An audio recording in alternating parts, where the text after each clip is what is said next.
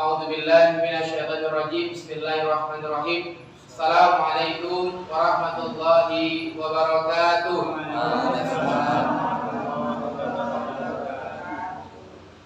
Innal hamdalillah nahmaduhu wa nasta'inuhu wa nastaghfiruh wa na'udzu billahi min shururi anfusina wa min sayyiati a'malina. May yahdihillahu fala mudilla lahu wa may yudlilhu fala hadiya lahu. Asyhadu an la ilaha illallah wahdahu la syarika lahu wa asyhadu anna Muhammadan abduhu wa rasuluh. Allahumma shalli wa sallim wa barik ala nabiyyina Muhammad wa ala ali Muhammad.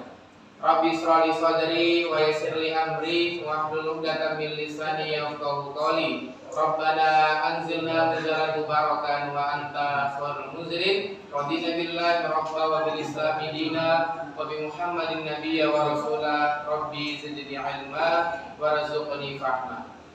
Alhamdulillah, bersyukur kepada Allah Subhanahu wa taala. Allah masih memberikan kita nikmat sehat dan Allah masih memberikan kita nikmat sempat.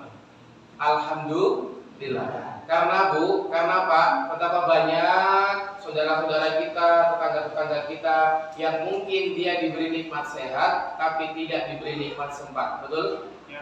Dan betapa banyak orang di luar sana juga yang diberikan nikmat sempat tapi tidak diberikan nikmat sehat, betul? Maka insya Allah Bapak-bapak, ibu-ibu, ayahanda, ibunda sekalian yang hadir pada sore hari ini dalam rangka berangkat ke pengajian berbuka puasa, insya Allah termasuk dalam orang-orang yang sehat dan orang-orang yang sempat. Amin ya rabbal alamin. Dan yang paling penting jamaah sekalian rahimakumullah, yang Allah berikan kepada kita, yang Allah tanamkan sampai sore hari ini, yakni adalah nikmat iman dan nikmat Islam, sehingga saya beserta dengan semua masih bisa berkumpul kembali di tempat ini yang insya Allah penuh barokah dan juga insya Allah majelis yang penuh kemuliaan ini. Amin ya rabbal alamin. Kedua kalinya sholawat bertangkaikan salam semoga tetap tercurah limpahkan kepada baginda Rasulullah Muhammad sallallahu alaihi wasallam yang senantiasa kita nantikan syafaatnya kelak di yaumil qiyamah. Amin amin ya rabbal alamin. Ayahanda, ibunda, gimana kabarnya sore hari ini? Semua sehat ya? Alhamdulillah. Puasanya gimana? Full, Bu? Bapak full, Pak? Alhamdulillah. Alhamdulillah kita sudah melewati 10 hari terakhir nih. Sekarang sudah masuki yang ke-12. Alhamdulillah Allah berikan kemudahan. Karena Pak, sebelum Ramadan kemarin saya sering melihat betapa banyak saya temukan di daerah Wates, daerah Panjatan, Pengasih dan seluruh wilayah yang ada di Kulon Progo banyak sekali nelayan-nelayan, banyak sekali berita-berita di Betul.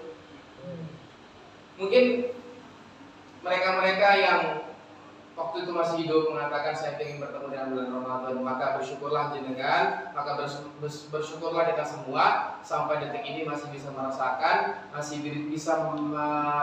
manisnya memasuki bulan Ramadan. Karena bulan Ramadan ini sangatlah bulan yang dinanti oleh kita semua. Maka pada zaman dahulu kala sahabat-sahabat itu berdoa ketika mau memasuki bulan Ramadan, bahkan 2 bulan 3 bulan sebelum Ramadan mereka berdoa, Allahumma barik lana fi rajabana wa sya'bana wa balighna Ramadan. Apa artinya? Ya Allah, berkalilah saya di bulan Rajab dan di bulan Sya'ban dan sampaikanlah saya di bulan Ramadan. Karena betapa pentingnya dan betapa dahsyatnya amalan-amalan di bulan Ramadan. Nah, maka ketika kita nih Pak, Bu, ketika kita sudah masuk di bulan Ramadan, harusnya memaksimalkan potensi-potensi dan banyak muhasabah diri, sehingga apa? Kita ini akan menjadi muslim yang berkualitas untuk ke depannya. Nah, maka insya Allah tema kita pada sore hari ini yakni adalah muhasabah dan membangun kesadaran diri. Ini tema yang sangat bagus Pak, tema yang sangat bagus Bu. Karena apa? Betapa banyak orang saat ini yang dia mohon maaf mungkin sudah beraktivitas di luar sana, mungkin sudah beramal soleh sebanyak-banyaknya, tapi lupa apa? Untuk bermuhasabah di diri, untuk kembali coba mengintrospeksi di diri. Karena sejatinya bisa jadi kesalahan-kesalahan, bisa jadi apapun yang datang ke dalam diri kita itu ada asbab dari perbuatan kita. Nah, maka momentum bulan Ramadan ini di pengajian berbuka puasa ini kita coba untuk sedikit membahas tentang muhasabah dan membangun kesadaran diri kita. Nah, maka Bapak Ibu jamaah rahimakumullah, berbicara tentang bulan Ramadan, Pak, berbicara tentang bulan suci Ramadan, Bu, maka kita pasti berbicara tentang apa? Tentang bagaimana kembali berbondong-bondong menuju ke masjid, betul? Yang nggak pernah kelihatan di masjid, alhamdulillah berangkat ke masjid, betul? Sandal yang nggak pernah kelihatan di masjid, alhamdulillah bisa hadir dan bisa datang ke masjid, betul? Tapi pertanyaannya, esensinya bukan itu di bulan Ramadan. Betapa banyak saya lihat di sekitaran Wates, sekitaran Kulon Progo, ketika mau masuk bulan Ramadan, banyak yang bondong-bondong remaja-remajanya, anak-anak mudanya, bapak-bapaknya, ibu-ibunya kembali untuk membersihkan masjid, betul? Kembali untuk membuat dekorasi-dekorasi di depan masjid, betul? Banyak sekali yang membuat gapura-gapura di depan masjid. Apakah itu salah? Enggak, itu baik semuanya. Tapi apa? Ada makna esensi yang terpendam di dalam bulan suci Ramadan tersebut. Syahrus Siyam. Apa itu? Ramadan adalah bulannya bulan puasa. Nah, banyak saat ini orang-orang yang itu tidak tahu esensi puasa itu apa. Ya, yang penting saya harus Ramadan. Yang penting seorang ngombe, tidak makan dan tidak minum, sudah selesai urusan. Enggak. Maka coba Pak, coba Bu, jenengan kembali coba buka Quran surah Al-Baqarah ayat 183 yang sudah sering kita dengar ketika di bulan Ramadan. A'udzubillahi minasyaitonirrajim. Ya ayyuhalladzina amanu kutiba alaikumusiyam kama kutiba alal ladzina min qablikum la'allakum tattaqun. Di Al-Baqarah 183. Apa artinya? Wahai orang-orang yang beriman, yang tidak beriman tidak hai. Bu, jenengan aku beriman sama Allah enggak? Beriman. Pak, jenengan aku beriman sama Allah? Beriman. Maka ayat ini mencolek diri kita bahwasanya, hei orang-orang yang beriman, diwajibkan atas engkau untuk apa? Berpuasa sebagaimana orang-orang kalian terdahulu, agar kalian apa? La'allakum tattaqun, akan menjadi orang-orang yang bertakwa. Bu, Pak, saya tanyakan jenengan. Jenengan sekarang usia berapa rata-rata? 60 tahun, 50 tahun. Yang paling tertua sudah. Ada yang paling tertua di sini? Ini kayak malah kayak lewat. Ada yang paling tertua berapa? 70 tahun, 80 tahun? 80 tahun. Oke, jenengan mulai berpuasa itu full berapa tahun? 10 tahun misalnya. Berarti ada 70 tahun jenengan bertemu dengan bulan Ramadan, betul? Nah, pertanyaannya, apakah bulan Ramadan yang selama 70 tahun yang jenengan hadapi, jenengan masuki, apakah sudah menjadikan diri Anda, diri jenengan itu menjadi orang yang bertakwa atau belum? Nah, ini sebuah PR buat kita. Tidak cuma jenengan yang tua-tua, kami juga pun yang anak muda seperti itu. Apakah puasa kita di bulan Ramadan selama ini, apakah sudah menjadi diri kita menjadi orang bertakwa atau belum?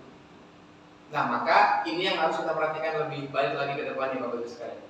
Jangan sampai di bulan Ramadan ini kita sibuk apa? Sibuk untuk mempersiapkan hal-hal yang mungkin tidak bermanfaat. Untuk mempersiapkan apa? Misalnya hal-hal yang itu tidak berfaedah. Padahal yang harus kita persiapkan, yang harus kita jadikan diri kita menjadi orang yang bertakwa kepada Allah Subhanahu wa taala. Nah, muncullah pertanyaan Bu, muncullah pertanyaan Pak. Lalu esensi dari takwa itu apa? Kan gitu ya pertanyaannya ya. Kan banyak tuh sering kita mengatakan, saya ini ingin menjadi orang yang bertakwa, saya ini ingin menjadi orang yang bertakwa kepada Allah Subhanahu wa taala. Lalu pertanyaannya, takwa itu apa? Jangan sampai takwa itu hanya di lisan. Jangan sampai takwa itu hanya di tulisan. Jangan sampai takwa itu hanya di ucapan saja. Tapi cobalah resapi, renungi, muhasabah diri, kesadaran diri kita, apakah saya ini sudah menjadi orang bertakwa atau belum. Nah, maka saya sedikit mengutip perkataan dari Umar bin Abdul Aziz. Dia berkata seperti ini, Pak. Orang yang bertakwa itu bukan dilihat dari bagaimana sholat malamnya. Orang bertakwa itu bukan terletak dari bagaimana dia berpuasa di siang harinya. Tapi ketakwaan, kata Umar bin Abdul Aziz ini adalah apa? Bagaimana semaksimal mungkin menjalankan perintah-perintah Allah dan semaksimal mungkin untuk apa? Menghindari atau menjauhi larangan-larangan dari Allah Subhanahu wa taala. Maka Bu, maka Pak, ketika kita keluar dari bulan Ramadan, maka yang perlu kita tingkatkan apa? Ketakwaan kita kepada Allah, amal soleh kita kepada Allah, bukan untuk meningkatkan koleksi gamis, bukan. Bukan untuk meningkatkan apa? Sarung, peci, koko, enggak. Tapi bagaimana mengkoleksi amal soleh kita sebanyak-banyaknya. Karena kita nggak tahu amal soleh mana yang diterima oleh Allah Subhanahu wa Ta'ala. Kita hanya bisa berikhtiar, selebihnya apa? Allah yang menentukan. Maka niat kita, amal soleh tersebut, maka selalu apa? Caranya baik, benar, dan niatnya juga benar. Insya Allah akan menjadi apa? Menjadi catatan amal soleh di hadapan Allah Subhanahu wa Ta'ala. Nah, ini yang sering terjadi, kesalahpahaman, kesalahfatalan orang-orang saat ini. Lebih sibuk memikirkan nanti mau buka puasa apa ya? Nanti mau ngabuburit di mana ya? Nanti mau buka puasa bersama di mana ya? Padahal yang paling terpenting apa? Kita di bulan Ramadan ini membuat diri kita senantiasa menjadi orang yang bertakwa kepada Allah Subhanahu wa Ta'ala. Maka bapak-bapak, ibu-ibu rahimakumullah, puasa itu di kitab atau di buku Ihya Ulumuddin di jilid 1 halaman 234 di situ dijelaskan Bapak Ibu sekalian bahwasanya puasa itu ada 3 tingkatannya. Ini coba jadi nanti akan muhasabah diri ya. Apakah saya ini sudah menjadi golongan ini atau golongan itu atau golongan ini? Maka ada 3 tingkatan puasa. Yang pertama, puasanya orang umum. Puasanya orang umum ini apa? Yang dia hanya sekedar menahan lapar dan sekedar menahan haus saja, serta menahan apa? Menahan kemaluannya dari syahwatnya. Ini puasa pertama, puasa orang umum, menahan lapar dan dahaga serta menahan kemaluannya untuk tidak syahwat. Dan yang kedua, puasanya orang khusus. Apa itu puasanya orang khusus? Puasa yang dimana orang tersebut menahan pendengarannya, mendengar penglihatannya, mendengar lisan, menahan lisannya, menahan tangannya, menahan jiwa raganya, menahan seluruh anggota tubuhnya dari perbuatan dosa. Ini puasanya orang yang khusus. Dan yang ketiga, tingkatan puasa yang ketiga ini apa? Puasanya orang yang khususnya khusus. Nah, kalau bahasa keren itu core of the core-nya, paling intinya. Apa itu? Puasanya hati dan hasratnya terhadap dunia. Pikirannya, hatinya tentang dunia dan menahan diri dari apapun selain Allah Subhanahu wa Ta'ala. Nah, maka kenapa di 10 malam terakhir itu ada apa? Ada kegiatan namanya iktikaf, betul? Iktikaf itu apa? Berdiam diri, memperbanyak bacaan Al-Quran, memperbanyak amal soleh di dalam masjid. Pada zaman Rasulullah dulu, ini cerita, Rasulullah dulu ketika iktikaf di masjid, sampai itu beliau apa? Menangis bercucuran air matanya, memohon ampun kepada Allah Subhanahu wa Ta'ala. Bayangkan Pak, bayangkan Bu, sekelas Rasulullah yang sudah dijamin surga, ketika iktikaf di masjid, beliau masih minta ampun kepada Allah sampai berlinang air mata. Lalu apa kabar kita? Ustadz bukan misalnya, ulama bukan, apalagi ubaru.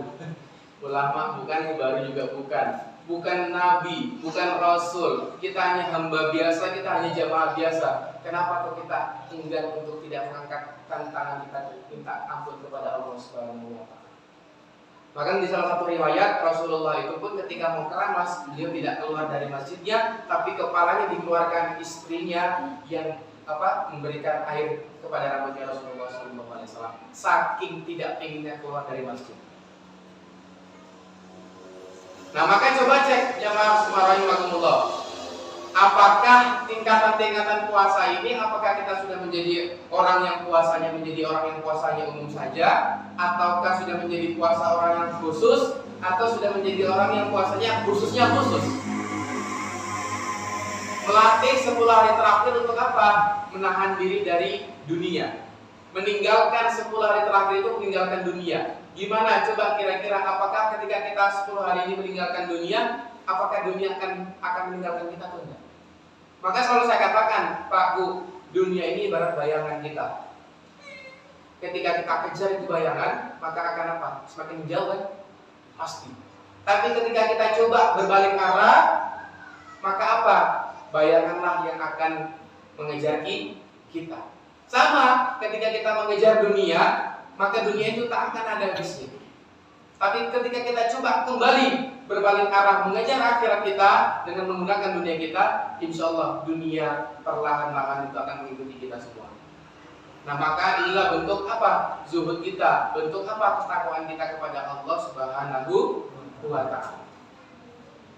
Maka Bapak Ibu jemaah rahimakumullah, terus apakah di bulan suci Ramadan ketika kita menjadi orang bertakwa, apakah iblis, apakah setan tidak mengganggu? Oh, jangan salah. Walaupun ada hadis yang mengatakan setan-setan dibelenggu, betul?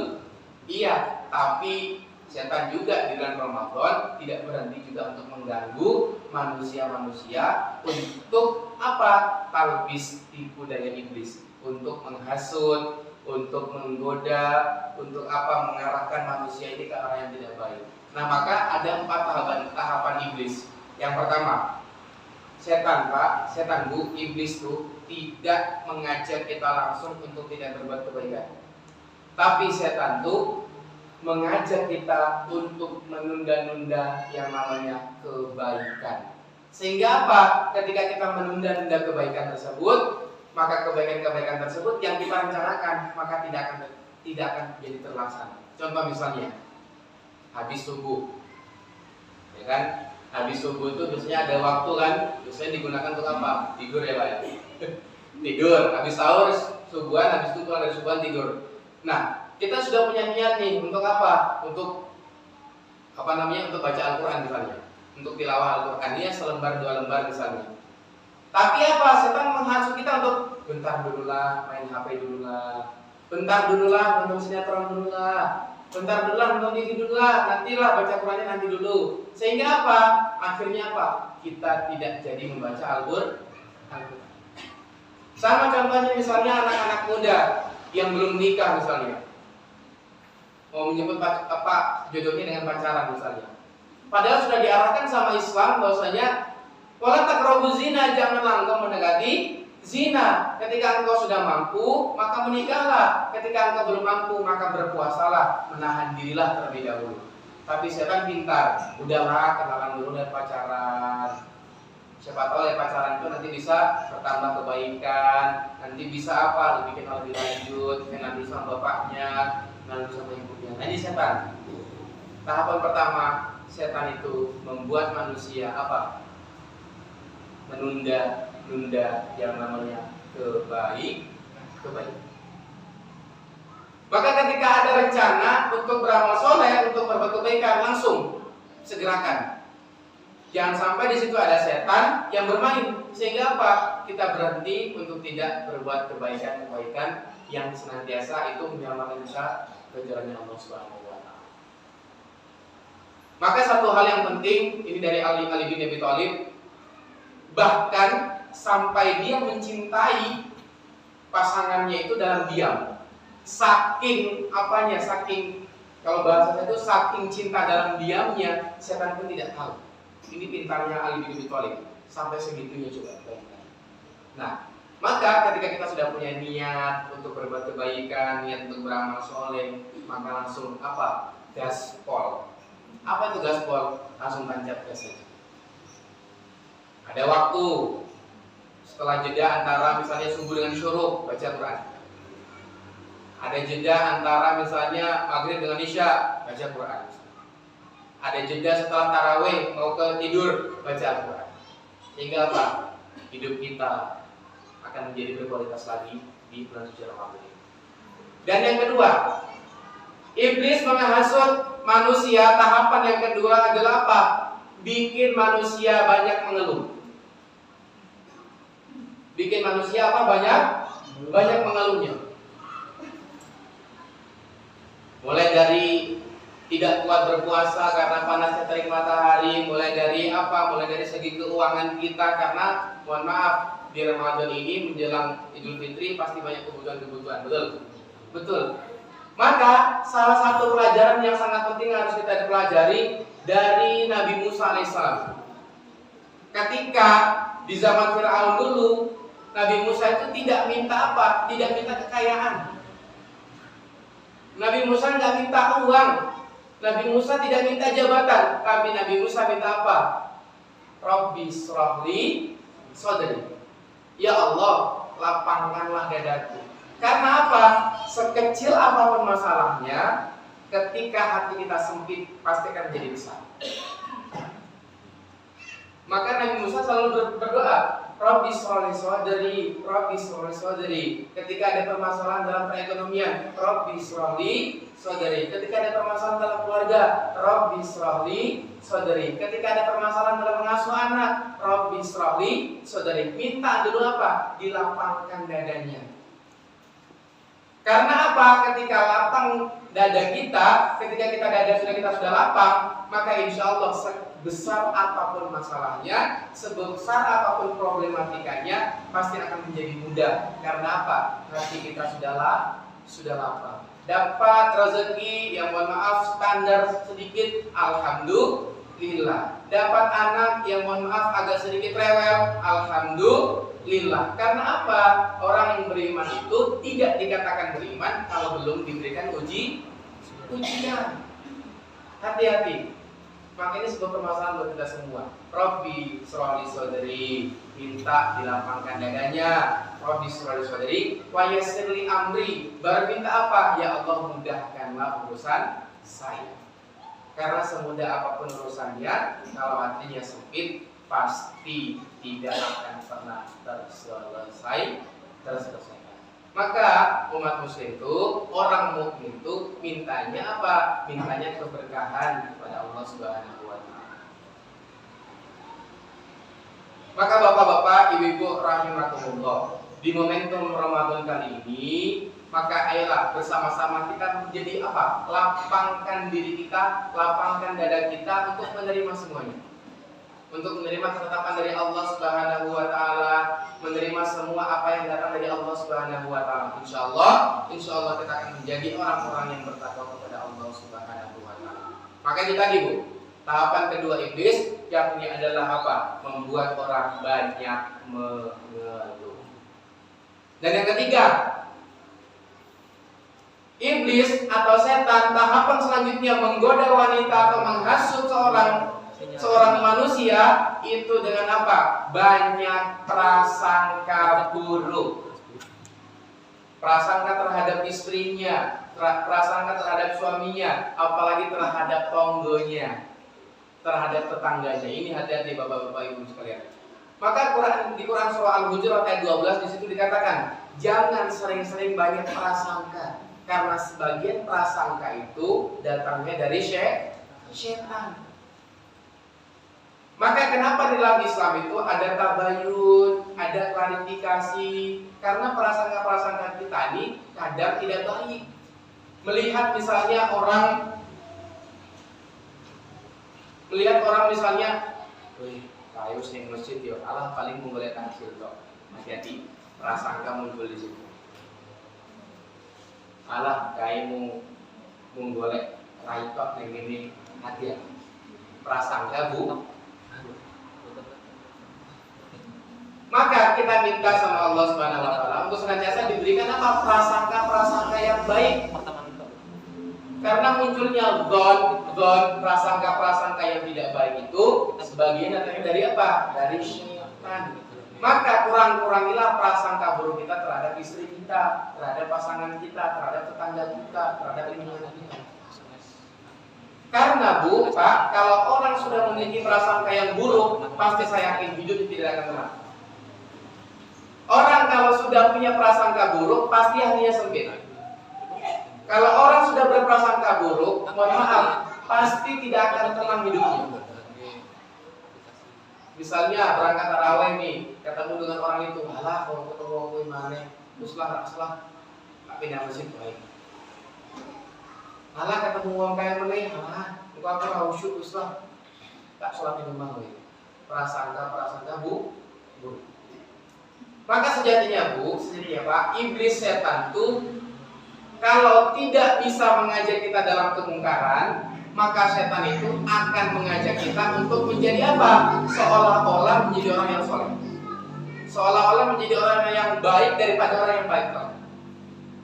tingkatan kita apa? Menjadikan diri kita ini sebagai apa? Orang yang selalu merasa soleh. Hati-hati Pak Bu. Dulu waktu pertemuan dulu sering saya katakan, orang yang merasa salah itu dia soleh, dan orang yang sering merasa soleh itu dia salah. Selalu merasa kurang, selalu merasa salah di hadapan Allah Subhanahu wa Ta'ala.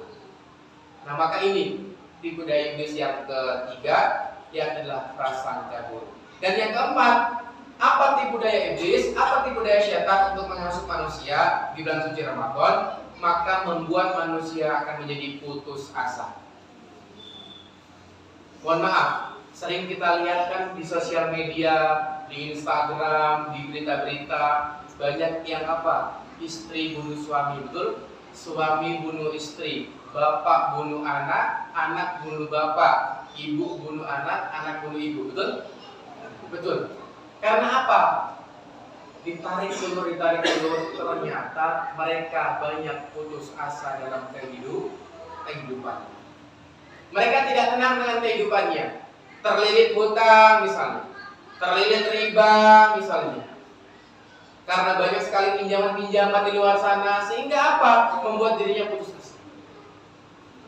Maka dikatakan dalam Al-Quran, ya, jangan berputus asalah engkau kepada rahmat Allah Subhanahu wa Ta'ala. Ketika engkau mau tenang, saya berikan tips Bu. Ketika engkau mau tenang, maka apa? Ala bidzikrillahi tatma'innul qulub.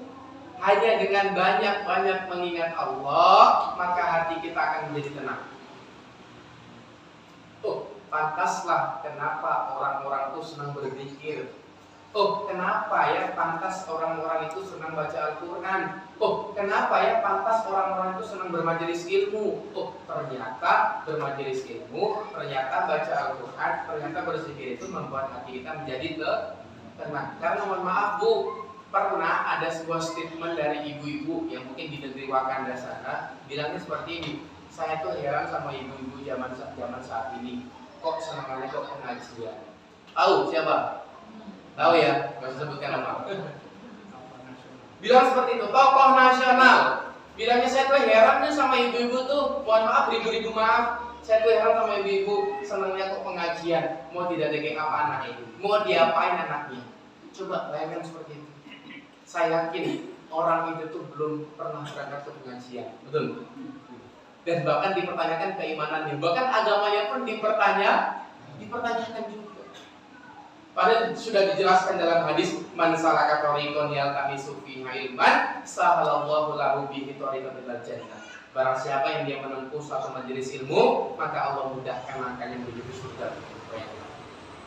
Maka ibu-ibu dalam rangka pengajian seperti ini apa? Ya pengen langkahnya menuju ke surga itu dimudahkan oleh Allah. Pengen berangkat ke majelis ilmu ini mendapatkan keberkahan dalam kehidupan. Nah, maka ibu-ibu sekalian yang berbahagia, ketika ada tetangga kita mungkin belum berangkat ke pengajian, yuk dicolek-colek lagi, yuk jeng berangkat bareng-bareng. Karena apa? Anak uhibbuka fillah. Saya mencintaimu karena Allah, bukan karena apa. Oke, maka 4 tahapan iblis di bulan Ramadan ini. Yang pertama, menunda-nunda kebaikan. Maka ketika sudah ada rencana, sudah ada planning yang mantap, langsung gaspol. Yang kedua, bentuk tipu daya iblis yang selanjutnya adalah banyak-banyak mengeluh, bikin manusia banyak mengeluh, sehingga apa? Jauh dari rahmat Allah Subhanahu wa Ta'ala. Dan yang ketiga, banyak prasangka buruk terhadap tetangga kita, banyak prasangka buruk terhadap pasangan-pasangan kita. Ini hati-hati. Dan yang keempat, berputus asa dari rahmat Allah Subhanahu wa Ta'ala. Nah, yang selanjutnya Bapak Ibu rahimakumullah, kenapa kok bulan Ramadan ini menjadi bulan yang sangat mulia? Oh, ternyata bulan Ramadan ini bulan diturunkannya Al-Quran. Di Quran surah Al-Baqarah 185 dijelaskan, a'udzubillahi minasyaitonir rajim, syahrul ramadhan alladzi unzila fihil Quran. Syahrul Ramadan, bulan Ramadan ini bulan diturunkannya Al-Quran. Pak Bu, perhatikan kalimat saya. Apapun yang disandingkan dengan Al-Quran pasti akan mulia. Saya contohkan, Bulan yang diturunkannya Al-Quran bulan apa Bu? Bu, bulan apa Bu? Ramadan. Malam yang diturunkannya Al-Quran malam apa Pak? Lailatul Qadar. Wilayah atau kota yang diturunkannya Al-Quran di mana Pak Bu? Panjakan Pak. Mekah dan Madinah. Maka Mekah dan Madinah akan menjadi wilayah yang diberkahi, akan mulia. Betul? Betul. Orang, anak muda, remaja, siapapun dia yang menjadi hafiz dan menjadi hafizoh, ketika dekat dengan Al-Quran, maka mereka akan menjadi mulia. Betul? Betul. Maka Bu, Pak, ketika keluarga jenengan ingin mulia, lingkungan jenengan ingin mulia, anak jenengan ingin mulia, maka dekat-dekatkanlah dengan Al-Quran. Jadikan keluarga jenengan keluarga Al-Quran. Jadikan lingkungan jenengan keluarga lingkungan Al-Quran. Jadikan anak jenengan dekat dengan Al-Quran. Karena ilmu parenting saya katakan, bapak dan ibu itu menjadi tanggung jawab pertama untuk anak-anaknya. Sekarang saya analogikan, kenapa anak-anak kita saat ini cinta terhadap HP? Kenapa Bu? Kenapa Pak? Karena bapak ibunya yang mengenalkan dia Kenapa kok anak-anak kita saat ini cinta terhadap YouTube? Karena orang tuanya yang mengajarkan anak-anak YouTube. Berbeda pertanyaannya ketika kenapa kok anak-anak kita saat ini cinta terhadap masjid? Ya karena bapaknya, ibunya mengajarkan dia cinta terhadap masjid. Kenapa kok anak itu cinta terhadap Al-Quran? Ya karena bapaknya, ibunya cinta terhadap Al-Quran. Maka selalu saya katakan kepada bapak ibu sekalian, ketika anak jenengan ingin soleh, ketika generasi jenengan ingin soleh, maka jenenganlah dulu yang harus soleh. Saya sering mendapatkan maklumat informasi dari beberapa wali-wali santri bilang begini, Mas Bayu, Ustaz, saya minta tolong ya, saya nitip anak saya di TPA. Saya bilang, gimana caranya nitip anak di TPA? Gak bisa, saya bilang gitu. Di TPA cuma 1 jam 2 jam, betul? Yang paling banyak berinteraksi sama anak siapa Bu, Pak? Bapak ibunya. Maka sebelum anak kita mengidolakan orang-orang Korea di luar sana, sebelum anak-anak kita mengidolakan grup-grup band di luar sana, maka bapak ibunya adalah yang menjadi idola. Nah, maka kembali ke Al-Quran tadi, apapun yang disandingkan dengan Al-Quran pasti akan rugi. Jangan merasa rugi, jangan punya pandangan, punya stigma bahwasanya, kalau anakku nanti saya pondokkan, kalau nanti anakku saya misalnya dekatkan dengan Al-Quran, nanti gimana pekerjaannya, nanti gimana dunianya. Pasti akan mengikuti dunia, insya Allah. Karena apa ya? Tadi saya bilang orang yang didekatkan dengan Al-Quran pasti akan menjadi mulia. Tunggu, bahwasanya kenapa kok Ramadan menjadi mulia? Karena Ramadan bulan diturunkannya Al-Quran. Al-Quran itu dijadikan untuk apa? Hudal linnasi wa bayyinatin minal huda wal furqan. Menjadi hudan, menjadi petunjuk, menjadi jalan untuk umat muslim. Karena Bu, Pak, betapa banyak saat ini orang muslim yang ngakunya muslim, KTP-nya muslim, yang dia mengambil jalan bukan mengambil jalan dari Al-Quran, malah mengambil jalan sendiri. Saya tanya ke jenengan kalau misalnya berangkat ke sebuah wilayah tidak tahu arah, apakah jenengan nyoba-nyoba atau lihat Google Map? Google Map nih, walaupun kadang belok kiri, belok kanan, walaupun kadang nyasar juga, tapi minimal sudah ada panduan, betul? Betul. Nah, maka jenengan kalau mau diselamatkan dunianya menuju ke akhiratnya, maka panduan kita, maka tujuan kita, maka alur kita untuk menghadapi dunia ini apa? Al-Quran. Jangan mengambil selain Al-Quran. Karena apa?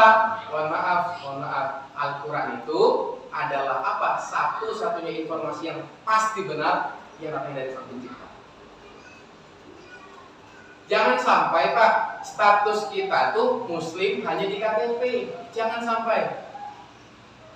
sampai status KTP, status Islam itu hanya di lingkungan saja. tapi nanti di akhirat kita tidak dicap sebagai Islam. Hati-hati, ini bahaya. Nah, maka Al-Quran diturunkan di bulan suci Ramadan menjadi petunjuk dan menjadi Al-Furqan. Apa itu Al-Furqan? Menjadi pembeda antara yang hak dan yang batil.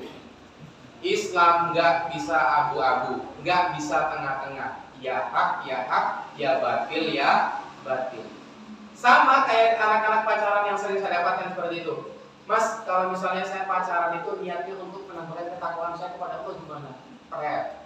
Gak ada pacaran tuh, nawa itu pacaran lillahi ta'ala, gak ada. Gak ada. Mas, kalau misalnya saya mencopet niatnya lillahi ta'ala gimana untuk menafkahi keluarga? Gak boleh.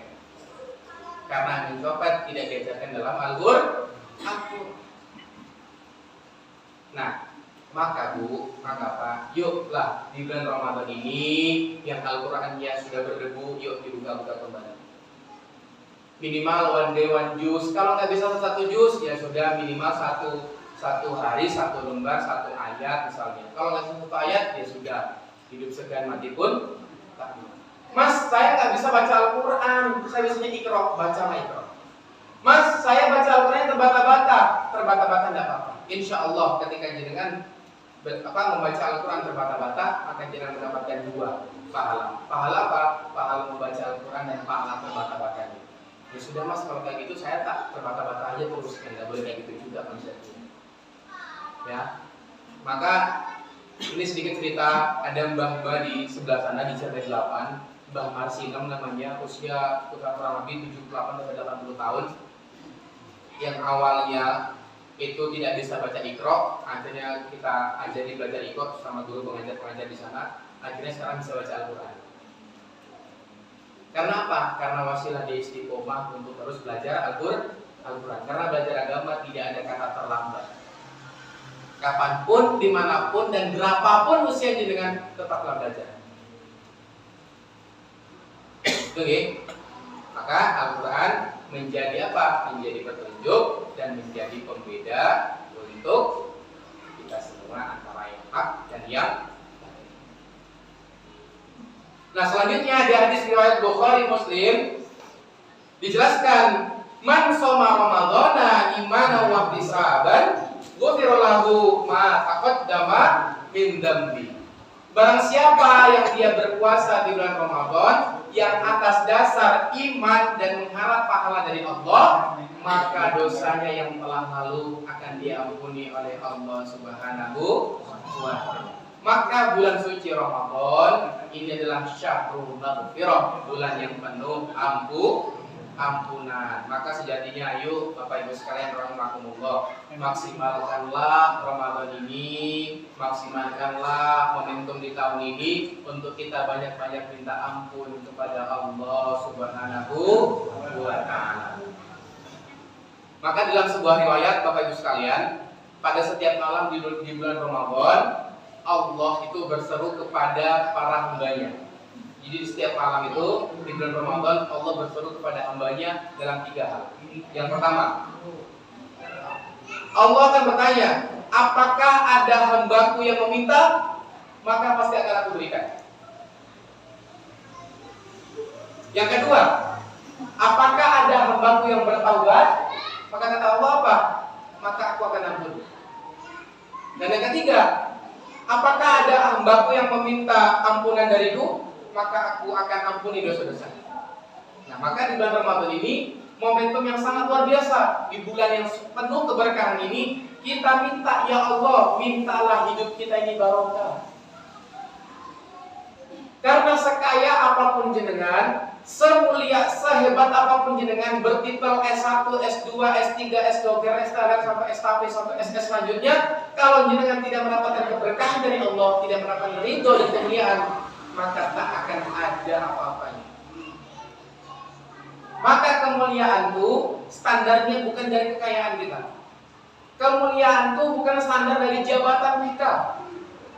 Kemuliaan itu standarnya bukan dari titel kita, tapi standar dari kemuliaan itu ketika kita dekat dengan Al-Quran dan kita minta keberkahan kepada Allah Subhanahu wa ta'ala.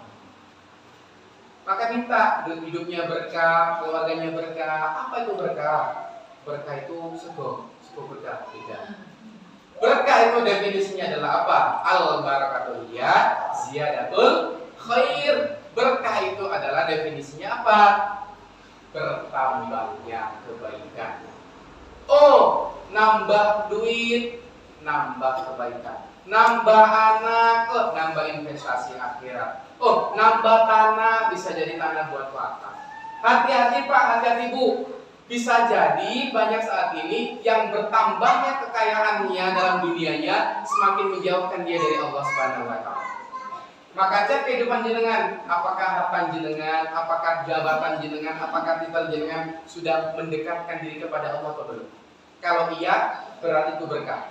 Kalau misalnya malah menjauhkan diri jenengan kepada Allah, maka hati-hati. Itulah yang disebut namanya istidraj. Apa itu istidraj? Kenikmatan yang melalaikan. Kalau bahasa Jawa itu apa Pak? Dilulu ya. Dilulu. Akhirnya apa? Nanti akan bisa ditenggelamkan oleh Allah setenggelam-tenggelamnya.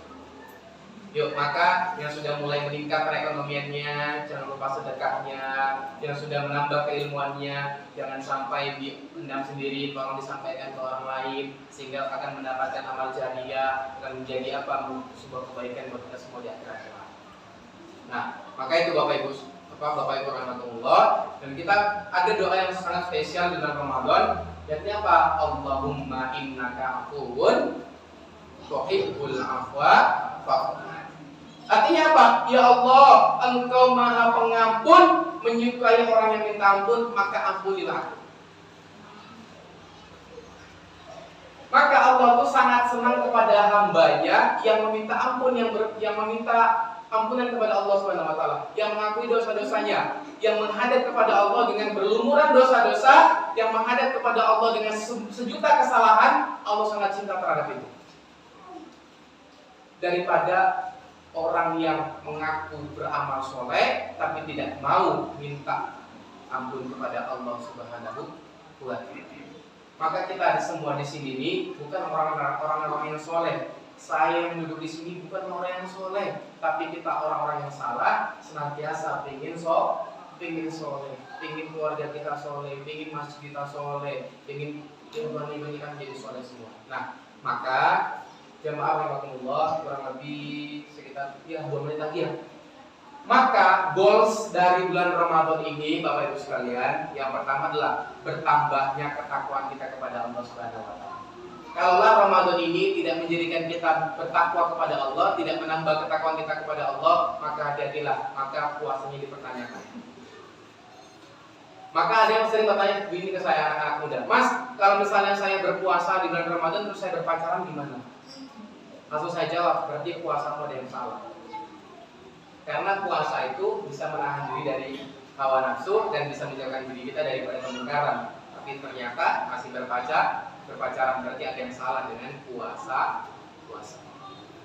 Dan yang kedua, goals dari bulan Ramadan adalah apa? Meningkatkan amal soleh kita. Maka bulan Ramadan ini bulan training. Saya selalu katakan apa? Bulan Ramadan ini adalah bulan yang dimana kita beribadah bukan ibadah sprint. Bukan siapa yang cepat dia yang juara, enggak. Tapi ibadah maraton. Jangan tahu ibadah maraton? Jangan tahu lomba lari maraton? 10 kilo, 20 kilo. Siapa yang juara? Yang bertahan sampai finish. Nah, maka di bulan Ramadan ini siapa yang bertahan, itulah dia yang juara. Yuk, 10 hari pertama alhamdulillah. 10 hari kedua dipertahankan softnya. Jangan sampai di 10 hari kedua itu malah ada kemajuan soft. Tahu kemajuan soft? Akhirnya softnya semakin kosong gitu. Yuk, maka di 10 hari terakhir lagi, yuk bersama-sama kita tuntaskan amal soleh ini setuntas-tuntasnya, sehingga menjadikan kita menjadi orang yang bertakwa kepada Allah Subhanahu wa taala. Dan satu lagi, suksesnya orang berpuasa di bulan Ramadan adalah apa? Mudah melihat kesalahan sendiri daripada kesalahan orang lain. Mudah menggunakan cermin daripada kaca biasa. Karena sebaik-baik manusia kata Rasulullah, yakni adalah manusia yang pandai introspeksi diri. Nah, maka di bulan Ramadan ini, yuk saya mengajak diri saya dan panjenengan semua untuk senantiasa kembali dekat dengan masjid. Ajak sanak saudara kita, ajak generasi kita, anak cucu kita untuk berangkat ke masjid. Karena Sultan Muhammad Al-Fatih pernah bilang, ketika kelak engkau tidak mendengar gelak tertawa anak-anak yang di masjid, ketika engkau tidak melihat anak-anak berlarian di masjid, maka hati-hatilah, keruntuhan generasimu akan sangat dekat. Di masjid sudah tidak membahas lagi masalah perbedaan, karena perbedaan itu adalah khilafiyah, sampai kiamat pun akan begitu. Tapi yang kita fokuskan di masjid ini, yuk kaderisasikan anak-anak kita. Sudah ada perbedaan, singkirkan. Mari kita junjung yang namanya persatuan. Insya Allah kita ini akan menjadi muslim-muslim yang bertakwa kepada Allah Subhanahu wa Ta'ala. Amin amin ya rabbal alamin. Oke, matur sangat barakallahu. Semoga apa yang saya sampaikan tidak banyak, sedikit saja tadi yang saya sampaikan, semoga-moga bisa bermanfaat dan bisa diterapkan dalam kehidupan sehari-hari. Amin ya rabbal alamin. Saya doakan semoga panjenengan semua yang hadir pada sore hari ini senantiasa Allah mudahkan segala urusannya, Allah berkahi hidupnya, Allah lancarkan rezekinya, Allah panjangkan umurnya, Allah berikan kenikmatan dalam beribadah, dan Allah istiqomahkan jenengan semua sampai nanti Allah wafatkan jenengan dalam keadaan husnul khotimah. Amin amin ya rabbal alamin. Jadi selanjutnya kita buka di luar nih. Nanti setelah kita bubarkan nanti kita menuju ke sana bareng-bareng gitu. Oke. Baik, matur sangat Bapak Ibu sekalian. Jadi pada intinya kesimpulan dari pengajian kita sore hari ini adalah apa? Keluar dari bulan Ramadan, menjadikan kita ini menjadi orang-orang yang muttaqin sesuai dengan nama masjid ini. Betul? Masjid Al-Muttaqin. Yuk, bersama-sama lah kita kembali ke masjid. Insya Allah, barang siapa yang dia memberkahi masjid, yang dekat-dekat dengan masjid, insya Allah hidupnya akan diberkahi oleh Allah Subhanahu wa Ta'ala. Amin ya rabbal alamin. Demikian usikum bi nafsi bitallah. Matur sangat terkotikun, mohon maaf atas segala khilafan, ada ucap-ucap sikap yang kurang berkenan di hati panjenengan semua. Saya mohon maaf yang sebesar-besarnya. Maafkan Ibu. Insyaallah kita bertemu di pertemuan-pertemuan selanjutnya. Demikian, kurang lebihnya saya mohon maaf. Akhirul kalam, wabillahi taufiq wal hidayah, walillahil hidayah. Wassalamualaikum warahmatullahi wabarakatuh.